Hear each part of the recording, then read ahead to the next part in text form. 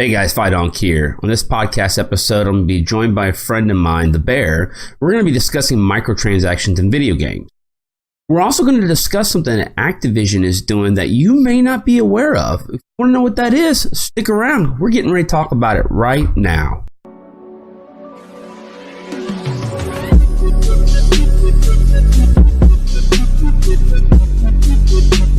Okay, Bear, we're good to go. We're now recording, my friend. Awesome.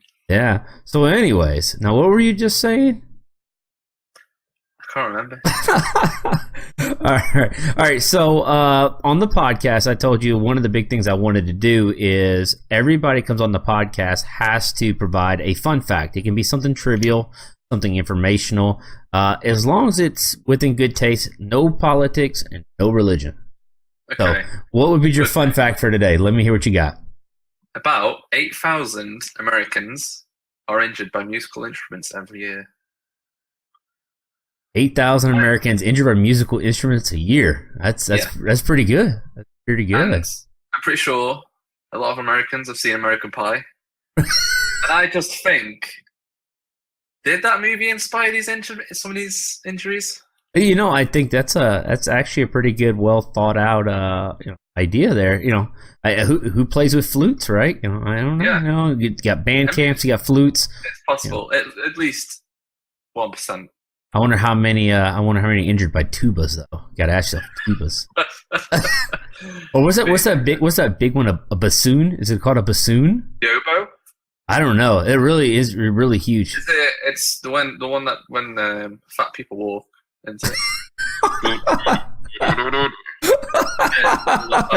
pretty good. That's about right. I think it's the oboe. So my fun fact for today, it's a little bit more scientific, but it kind of goes where we're gonna head with everything because of the how they equate the fun fact. Okay, so basically, the human brain has a memory capacity that's actually equivalent to 4 terabytes on a hard drive. Whoa. Yeah, I know, right? So the idea behind it is by one's end in their life, they can accumulate up to 150 trillion pieces of information. Yeah, let that sit. Huh? Do you remember of that? I don't know. I'm talking about accumulating. I don't know how much is actually remembered. I imagine after a while it goes down. That is ridiculous, isn't it? Yeah, it is, and that's where like tidbit things of people being injured by band instruments come into play. It's part of you just occupied part of my brain there that I'm gonna think about band instruments probably hurting people. That's gonna be in my head. I'll be like 60 years old, 70 years old, and I'll have dementia, and I was like, somebody told me one time band instruments hurt, and I just couldn't remember who did that. So, anyways, there's my fun fact for the day. So, anyways, we were talking earlier. You said something. You went to go watch Thor. So tell me now. Don't spoil it because I don't want it spoiled. I want to know what you thought about it. Amazing. Seriously. What was amazing about it? It was just so well written, I think. And the comedic, like a lot of Marvel films recently, they've had too much of the comedic value, like they're trying to top Guardians of the Galaxy and they're overdoing it a bit, but I think Thor was just so well written and it was perfect. It's the best Marvel movie they've done. Wow. Do you like it better than Guardians of the Galaxy? I really like Guardians of the Galaxy. I really like Guardians of the Galaxy, but I'd say it was really well done. Really? The cast goes together perfectly. See, I was really, really concerned in Guardians of the Galaxy because, well, it's the second one. The first one was so good, so I was wondering how they were going to do with the sequel, and I think they knocked it out of the park, personally. Yeah. You know, I can't think of any other. Well, I mean, obviously Deadpool. I'm waiting for Deadpool too. That's just what I'm waiting. No Deadpool. No. Why not? It was just too much. Too much. Everything was a joke. Yeah, that's the point of it, though. It wasn't. Yeah, but it wasn't. It wasn't like a hero movie. It was just a pure. It was like a spoof of a hero movie. Sure. All right. Well, so how long was that movie? My knowledge. It was about 2 hours, I think. 2 hours. We went to 7:30. We watched the trailers, and I think it started about 8, and it finished just before 10. Damn. Yeah. I got a lot to look forward to. Yeah. There was no point in it where I was like, oh, this movie's so well. It was just so funny. I won't spoil anything, but there's a scene where everyone knows the Hulk is in it, Right, yeah. Thor and Hulk had an argument, and Thor's locked in a room, and Right. he has a ball, and he chucks it at a window to break out, and he makes this big speech before chucking the ball. It hits the window, and it bounces back and knocks Thor out. It's just brilliant. So was it better than the last Thor movie that came out? Oh, definitely. The last Thor movie was it was a dredge, wasn't it? Yeah. I didn't care too much for personally. I was more of the. I liked the first one a lot. The first one was really good, setting everything up. I'm gonna have to go to theaters and watch that possibly. Too shabby. Well, today you sent me an interesting topic because we were discussing what type of topics to get into with this podcast. It being my first podcast and all. One of the things I want to do is I want to have guests on my podcast. I'd rather talk to somebody than talk to myself. I think that's boring and quite psychotic if you ask me. My luck, I'll start answering myself, and then we're gonna have a whole other can of worms we're gonna open up, dude. So the article you had sent me was pretty good. I read it. Okay. For those that don't know what the article is about, I'm gonna put it in the description of this podcast at the bottom.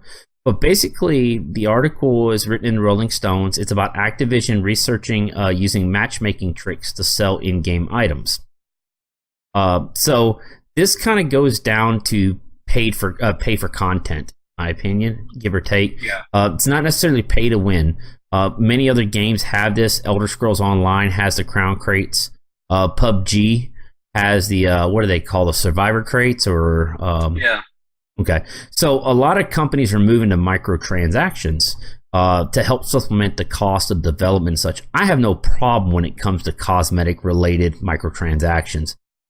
Then again, I'm a 37-year-old man who has a lot of willpower and is concerned about my finances.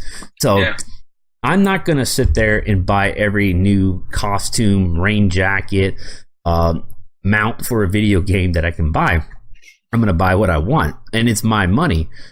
But where I start getting concerned is obviously the pay-to-win features. You know, if you buy this crate, you have a chance to start with this automatic rifle versus this pistol. I have a problem with that.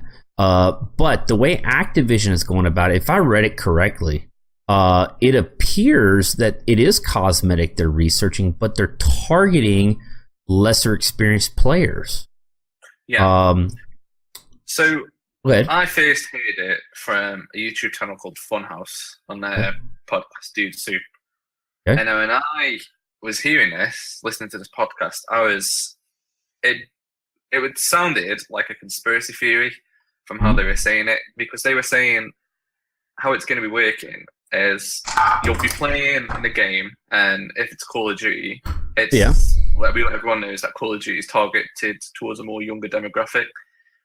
So these young players are going to be seeing something that they want more often, because that's how the matchmaking is going to work. It's going to pair them in games with the items they want and they've been looking at. So it's using your data there, which ones you've been looking up in the market. Right. And it's going to keep pairing you with these players more often and more often, and until you purchase it. But then when you purchase it, this is where it gets freaky. There's going to be bots in games. Okay. And you're going to do better as a player against bots than other players. So you're going to think, holy shit, this item's making me better.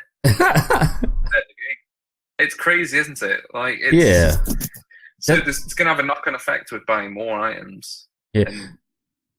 That's kind of like, let's take PUBG for instance, right? There's only one cosmetic item that I can see that you're going to get an advantage if you buy it, and it's the ghillie suit, but it's not for sale that I'm aware of, right? Yeah. So what you're saying is it's not so much that they're buying these things for advantage. It's I don't want to say the lesser players, but players who want to emulate better players are looking at what they're wearing and are like, oh god, yeah, I'm going to buy this, and then they stick them in a matchmaking process against some bots where they feel like they're OP, overpowered, for those that don't understand that terminology. And they're going to make them feel like that was worth the expenditure. So what other expenditures can I have? Yeah, exactly. It's just like, it sounds like a massive conspiracy theory that someone's made up. But Glixel, which is the gaming part of Rolling Stone, is done this, and the patent's public. Everyone can go check it out. It's just crazy. It literally blows your mind on how these companies are manipulating people to make money. And most of the people playing these type of games are the younger people. Like, I've been there when I was younger. I played a lot of Dota 2. Right. I spent hundreds of pounds, maybe close to £1,000 on Dota 2 skins. Just from like seeing it in the international when you've got players wearing the skins and how good they're doing. You want to be like them, like you said. You want to emulate their success, and you think maybe that skin can do it for me. Even though it's just a cosmetic item, it makes you know better at the game. Right. So I was reading in there too. It looks like Bungie is confirming they're going to use Glixel as well. To Glixel, that the technology isn't being used for Destiny 2. So let me read this again. There's a patent filed in 2015 by an R&D team working independently from our game studios, and Activision spokesman tells Glixel. Okay, it has not been implemented in game yet, right? So they haven't implemented it just yet. All right, so here is the part in the article that bothers me. I'm going to read this from Glixel, not my quotes. This is straight from Glixel. This is an example. For example, in one implementation, the system may include a microtransaction engine that arranges matches to influence game-related purchases. Let's break that down. Right? It goes back to everything you just said there. So what they're going to do is they're going to influence who you are with in a game with the hopes of your patterns are going to lead to microtransaction purchases. Okay? So, for instance, the microtransaction engine may match a more expert marquee player with a junior player to encourage the junior player to make game-related purchases of items possessed / used by the marquee player. The junior player may wish to emulate the marquee player by obtaining weapons or other items used by the marquee player. If that's not preying on the weak, I don't know what is. Well, it said it there, like junior player. Yeah. Like, it's like, you know, they're preying on people who aren't as good in the game, and they're getting them to buy more things. That's not going to make them any better. Yeah. You know, only time will make them better. And maybe they're like, oh, look, I'm becoming really good at this game because of this lovely bandana I bought. No, you're getting better at the game because you're playing the game. Maybe you're playing against other junior players versus marquee players. But that's like I don't even know how to explain that. It goes into saying then it'll start not only with bots, but it'll start matching you once you purchase said rifle. It'll match you against players who die to gun and run, or well, in this case, it died to snipers. Right. And put you in maps which a sniper is better at. Yeah, that's what I'm reading right now. In a particular example, the junior player may wish to become an expert sniper in a game, determined from the player profile. According to the patent, the microtransaction may match a junior player with a player that is highly skilled sniper in a game. In this manner, the junior player may be encouraged to make game-related purchases such as a rifle or other item used by a marquee player. Really? Yeah, and then further down it says, for example, if the player purchased a particular weapon, the microtransaction engine may match the player in a gameplay session in which the particular weapon is highly effective. Wow. Yeah, giving the player an impression that a particular weapon was a good purchase. Encourage the player to make future purchases. I remember, which I'm a lot older than you, but I remember when video games were video games. When you went to the at the time you had EB Games, which GameStop bought out, right? And you went to the GameStop, or you went to Best Buy, or whatever the case, whatever, and you bought a game. That's the game you bought. That's the end of it, right? There was no DLCs. There was no, what do they call it, season pass or anything. Going back to, and we played a lot of Gears of War. Even Gears 1 was really one of the first games that I started seeing these things crop up. But the first edition of the maps on Gears 1 was sponsored by Coca-Cola, which made them free. Gears 2, they started going out with purchasable maps. 3, they started coming out with skin packs, cosmetics. So I can start seeing a revolution of how do I put this? Of of microtransaction is becoming greater, and it's getting far worse. I mean, there was an old what is the name of the magazines that come from GameStop? Game Informer. Okay. Yeah. They have the little spoofs they do at the end, right? And there was one that I read probably, it had to be 10 years ago. But they talked about in the Madden football game that, you get the game, but in order to have air in the football, you got to purchase the DLC. They were just playing then. I see that being too far-fetched now. Maybe not that extent, but I mean, I see a lot of good content locked behind paywalls. Yeah. And that in itself is a problem. When I spend $60 on a game, I expect the game, to be, nowadays I understand there's a lot of bugs that come in the game. Now technology's increased. Back in the days when you had to blow air into your damn Super Mario cartridge put in your NES, there was no updates that were coming through your NES, okay? You weren't getting an update on Mario or Duck Hunt. You definitely weren't.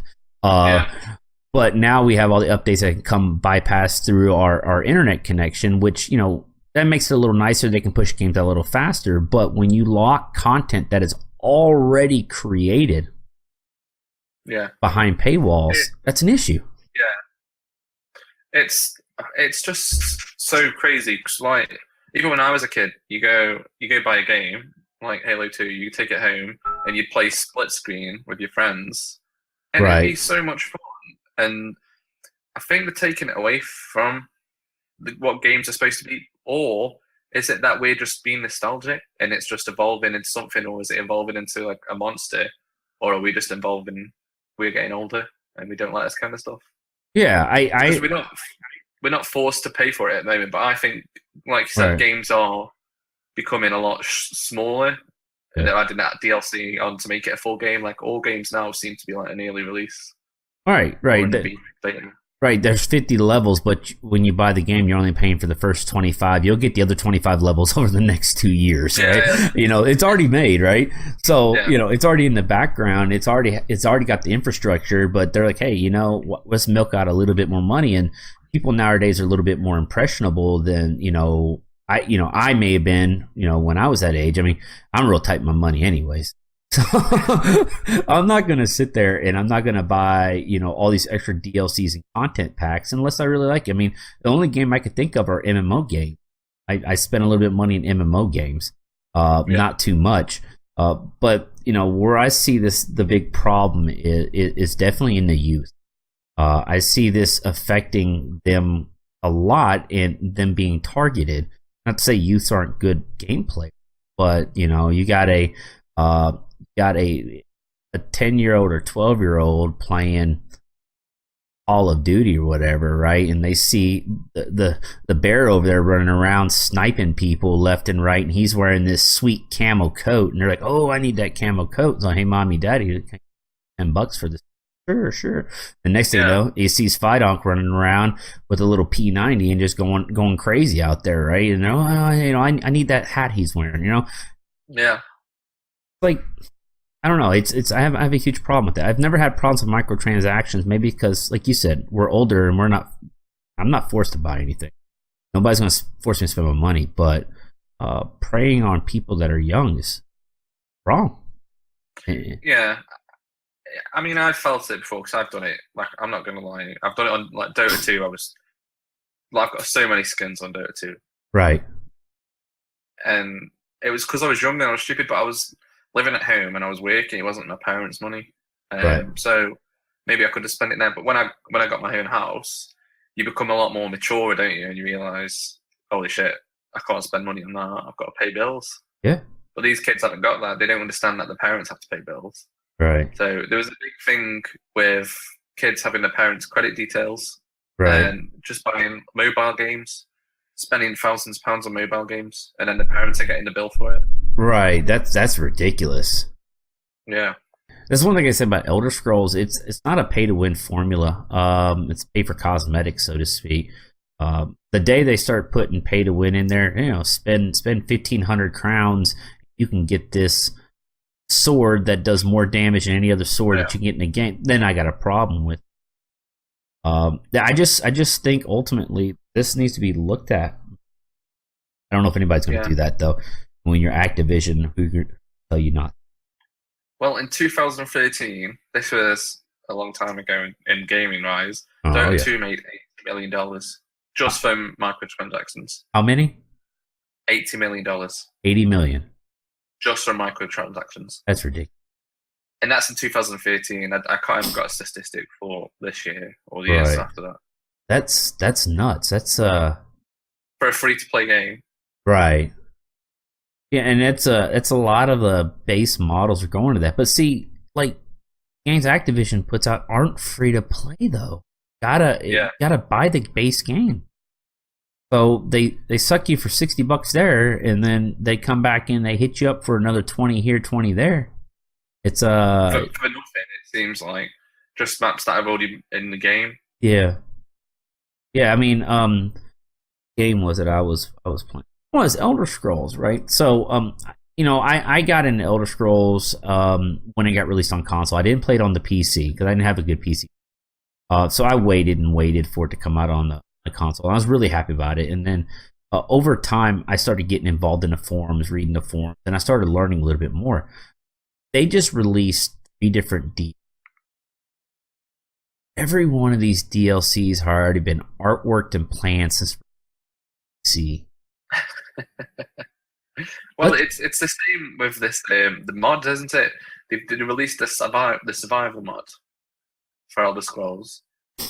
It's already been done as a free mod by the community. Yeah. And now they're charging people to play it. That's crazy. And this new mod service, yeah. Crazy. I mean, the amount of money they make. I mean, I can't knock anybody for businesses. Now, I understand, businesses are out there to make. They got to make money. But at the same time, making money and taking money, in my opinion, are 2 different lines. And I think that's what they're doing. My personal opinion. I'm not happy about it. I don't think anything will be done about it. I think you're going to see this trend continue to grow and grow and grow and grow and grow until somebody finally, with a little bit of power, steps up and says, "Hey, man, enough's enough." Yeah, you're nickel and diming us every little step of the way. But the problem is video games are addicting. People use video games for a sense of outlet from reality. And so, they equate it, because I know I do sometimes. I look at it like, all right, so we talked earlier. I bought the new Friday 13th game yesterday. Fried Guy and I streamed it for our walkthroughs. We enjoyed it as a $20 purchase, right? Yeah. So when I buy a video game, I don't just justify, hey, I blew $20 on a video game. I look at it like, hey, I blew $20 on at least 10 hours worth of internet. Yeah. Right? So I justify it that way. And I do the same thing when it comes to certain cosmetic upgrades in games, possibly. I'm like, hey, look, you know what? I could blow this money on something else. But I don't think I would ever give somebody more in a year span than $40 or $50 if you're lucky. I'm already paying Xbox Live. Right? Yeah. I'm already paying you, whatever it is now a month. I don't even know. It just comes right out of my credit account. So who knows what that is? It's probably like $12 a month now. I don't even know. It went up, didn't it? I mean, PlayStation used to be free for people, and then they put a price on that because Xbox were doing it. Yeah. And that's okay as long as things are being fixed. And that brings me to another point about things like pay for cosmetics, right? You're making all this extra money. Is it actually filtering back into the game to fix legit issues you have with the game? No. I don't think so? No. That much money?